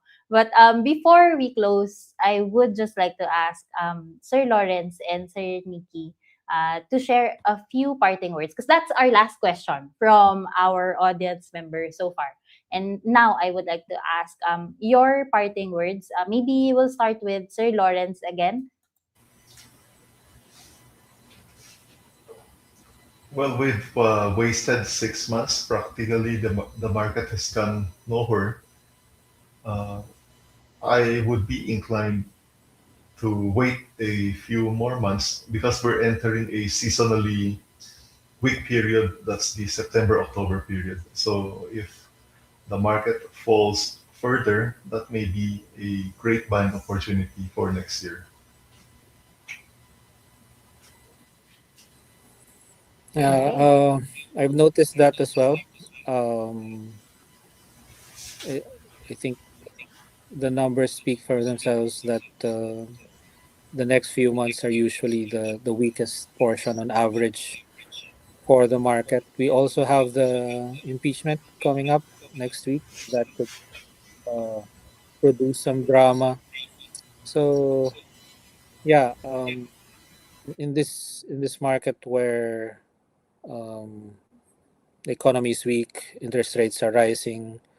I don't feel the need to be aggressive. But the one thing that I would like to always say, there's always opportunity. Um, there's always that one stock that may be overlooked or might be turning the corner. And so sometimes those are my favorite stories. Na. That's my favorite type of story, recovery, overlooked, possibly on the verge of making a good run. So there's always that opportunity. So um, tune in to us always because we try to do our best to try to identify those companies. Yes, thank you so much for that, Sir Nicky and Sir Lawrence. No, that's the good thing about being a MyTrade client. You have a community rallying behind you, cheering you on, and wanting to see you succeed. And you have your research experts here, si Sir Nicky and si Sir Lawrence, sharing their insights freely. And you can definitely get access to them if you're not yet a MyTrade client through the MyTrade platform. So take advantage of opportunities like this that you can catch them here sa ganitong market outlook. But on a daily basis, our clients get the research reports daily in their emails and on the MyTrade mobile app. But finally, Sir Nicky and Sir Lawrence, I just really want to thank you for sharing your time and your insights with us. Those are very good parting words to leave our audience members this afternoon. So that's it. We are closing our Q&A this afternoon, and we hope to see you again soon, Sir Nicky and Sir Lawrence. Thank you so much. Okay, thank you. Good afternoon, everyone.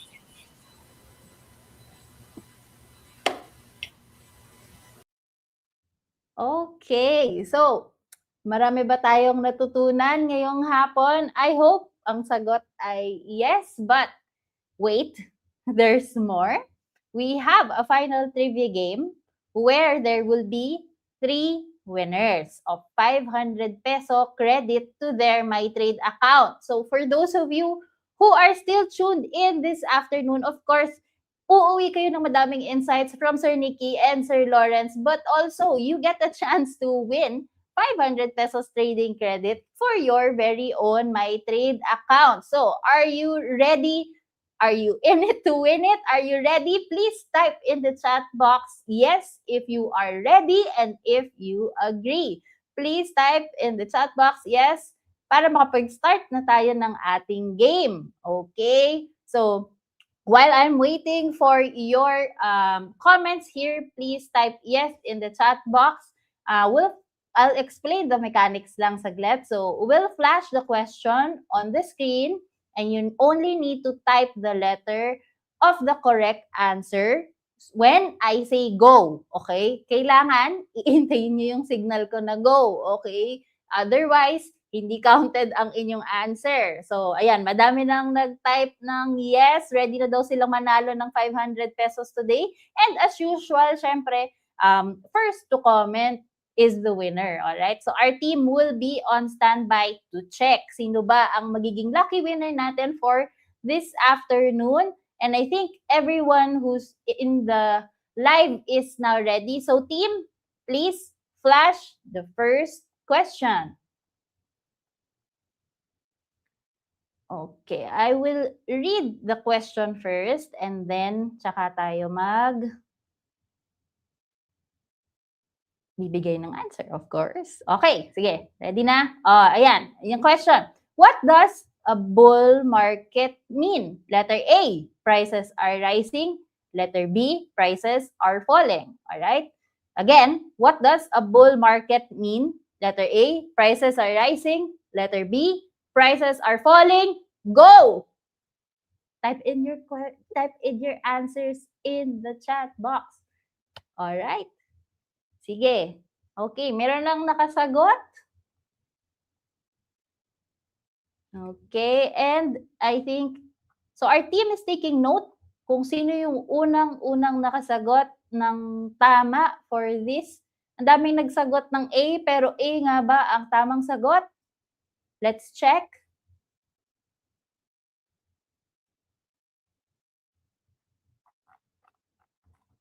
Okay, so so sabi ng team, letter A is correct. So for this one, our team will be announcing kung sino yung winners later on.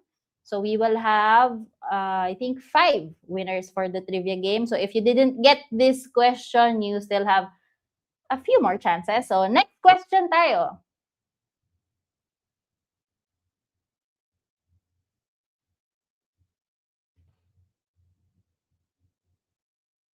Next question tayo, team. Okay. What index tracks the performance of the top listed companies in the PSE? Letter A, PSE Blue Chip. Letter B, PSEI. What index tracks the performance of the top listed companies in the PSE? Letter A, PSE Blue Chip. Letter B, PSEI. Go! Guys, you need to wait for yung go natin. Ayan, tignan natin. Madaming, may nag-type ng A, may nag-type ng B, A and B. Aba, sino kaya ang may tamang sagot?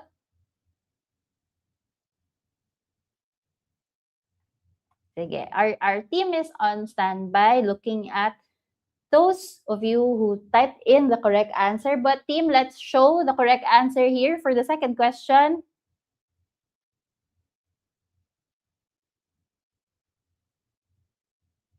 A ba or B?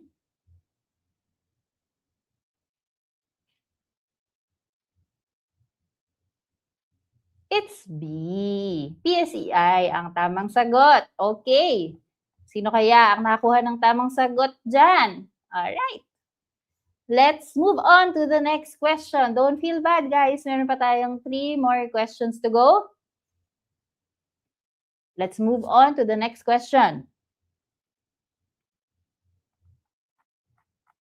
What do you call the money a company shares with its stockholders? Letter A, interest. Letter B, dividends. Again, what do you call the money a company shares with its stockholders? Letter A, interest. Letter B, dividends. Go! Type in your answers. Okay. Hala, ang bibilis nila. Okay, tignan natin kung may nakakuha ba ng tamang sagot. So far, lahat ng nagsagot ang kanilang answer ay letter B. Tama ba, team? B nga ba ang tamang sagot for this question? Correct. It's letter B, dividends. Alright. Sige. Meron pa tayong chances. Next question.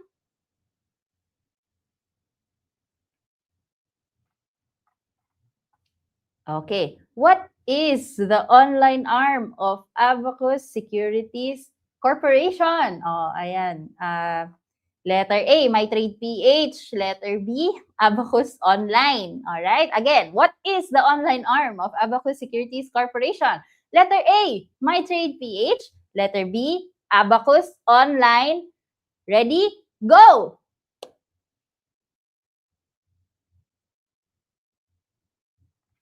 Okay. Ang sagot, letter A, letter A, letter A. So far, lahat. So far, ang sagot is A. So ano ba ang tamang sagot, team? Please show the correct answer on the screen.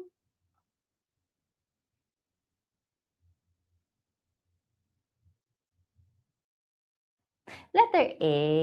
Ayan. So, Very good yung mga nagsagot ng letter A. And I think we are down to our last question for this afternoon. So, yung mga nanalo ng 500 pesos trading credit, we will be posting your names here. And then our team will give you our email address so you can also get in touch with us on how to claim your prize. Okay? So, before we go to the final question, i-rehash ko lang, guys. Our team will be typing in yung mga winners dito sa ating comment section. And then, we will also type in yung email address namin here so you can get in touch with us on how to claim your prize. Alright? Okay ba yon? Sige. We are down to our final question. Team, please show the final question on the screen.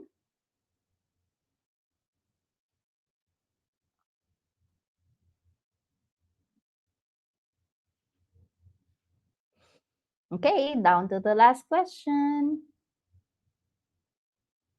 Ayan, ito na yung last, guys. PSE stands for letter A, Philippine Stock Exchange.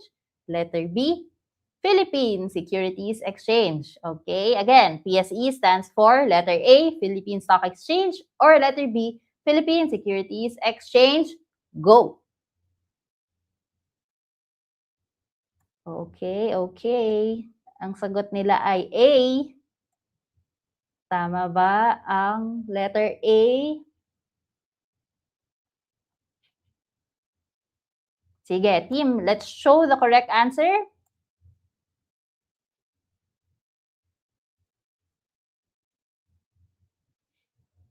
Letter A is the correct answer. All right. Thank you so much for joining our quick trivia game this afternoon.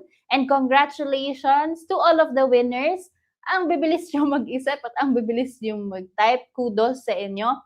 And again, our team will be posting those of you who won here in the comment section. So please look out for our team's comment here.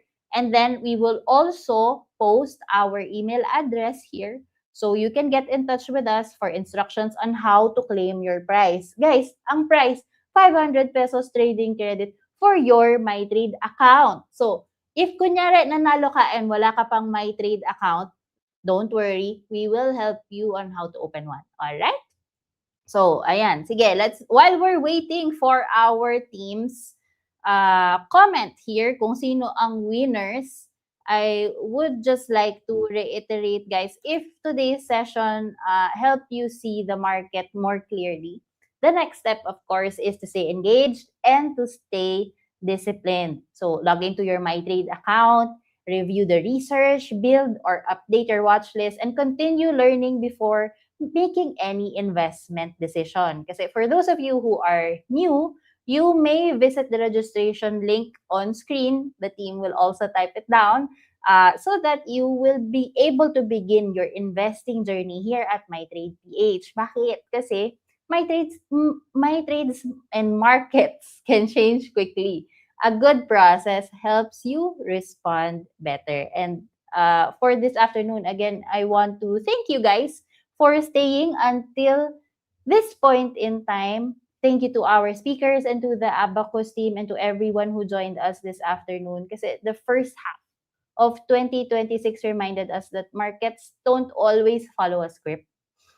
Outlooks can change and risks can return and investor confidence can take time to rebuild. And as always, market outlooks are meant to guide your thinking, not to guarantee outcomes. So again, as we have learned, no, please invest on your own goals, time horizon, and risk tolerance. But you know, guys, I have said this earlier, the good thing about being a MyTrade client is that you have a community rallying behind you, cheering you on, and wanting to see you succeed. And with that, we will be launching a Viber, Telegram, and WhatsApp community group very, very soon. So if you are here and you are not yet a MyTrade client, again, feel free to open an account. The team will link the account opening link here below.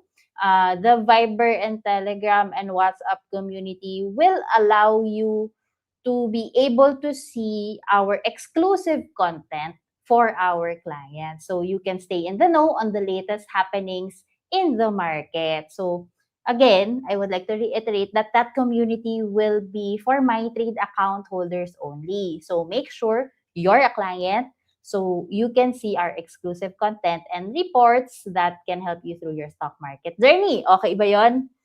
Excited ba kayo para doon? You will receive an email invite on how to join the community very, very soon. So just look out for your emails.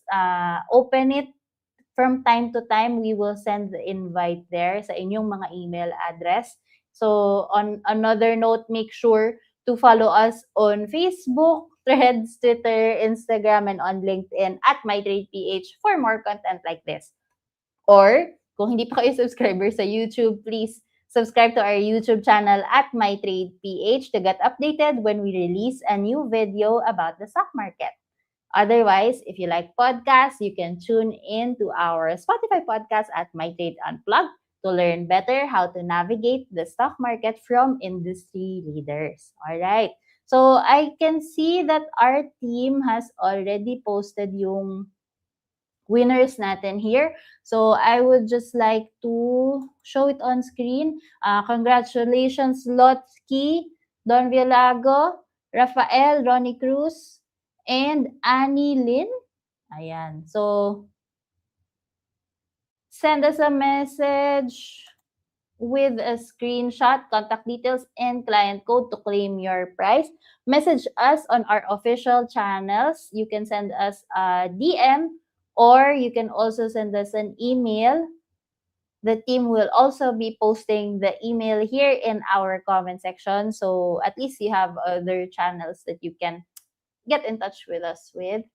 Ayan. So again, ang winners natin ay sina Lotsky, Don Volago, Rafael, Ronnie Cruz, at Annie Lynn. Okay, congratulations sa inyo. You have won 500 pesos trading credit for your MyTrade account. All right. So that's that, I think. The team will be commenting our email address here in a little bit. So again, Lotsky, Don Violago, Rafael, Ronnie, Annie Lynn, congratulations. Okay. That's it. We will now be closing our event for tonight. Thank you so much for joining us this afternoon, mga ka-MyTrade. Again, this is Cadis Hispano, your host for MyTrade's Mid-Year Market Outlook 2026. Keep learning, keep investing, and as always, let's better your tomorrow at MyTrade PH. Thank you so much. Goodbye, guys.